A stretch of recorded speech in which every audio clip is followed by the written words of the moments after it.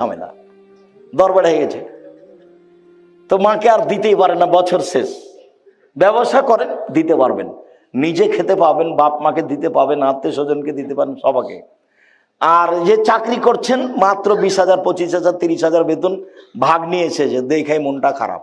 ভাগ্নির সাথে আবার দুটো ছেলে, তখন মনে ওই ভাগ্নিটা এসে আবার দুটো ছেলে, ঝামেলা কি যে করা যায়, দেখে ভারী, মেহমান দেখে ভারী। অথচ আমি বলেছি যে মাকে বলে দিবেন, আম্মা আপনি আমার সাথে খাবেন, আব্বা আমার সাথে খাবে, বোন আমার সাথে খাবে, ভাইগিনা ভাগ্নি আমার সাথে খাবে, আমার বাপের যত বন্ধু বান্ধব আত্মীয় স্বজন আছে সব আমার বাড়িতে খাবে। বরকতে এমনিতেই হবে, হতে হবে, হবেই। মানুষ যত বেশি হবে বরকত তত বেশি হবে। এ কথা আমি বলিনি, এ কথা মুহাম্মদ সাল্লাল্লাহু আলাইহি ওয়াসাল্লাম বলেছেন। বেখেসরাতে লিয়াতে এনজিলুল তানজিলুল বারাকা, হাত যেখানে বেশি খাওয়ার সেখানে বরকত বেশি। একটা ছেলে একটা মেয়ে, দুনিয়ার শয়তান। মেয়েটা বের হয়ে গেছে আর ছেলেটা ওই করে বেড়ায়, দলপাটি করে বেড়ায়, একে মারে ওকে মারে, জেনা করে, চুরি করে, লাইন করে। একটাই ছেলে একটা মেয়ে, ইহকালে লস পরকালে লস।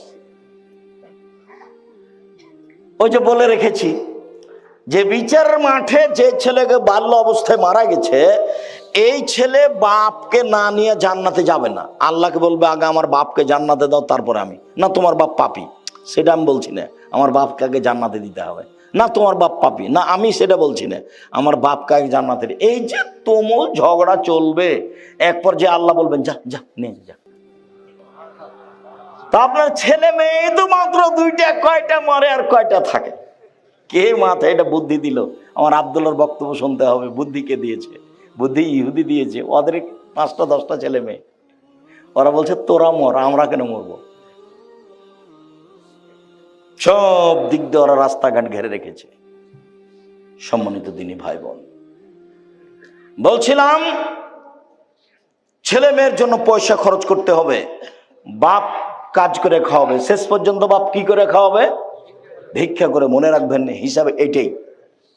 তারপর বলছেন আল্লাহ তারফা আসাকাত আপনি মাহালিক, পরিবার থেকে লাঠি উঠিয়ে নিয়ে না, পরিবারকে পিটিয়ে ঠিক করতে হবে লাঠি দিয়ে।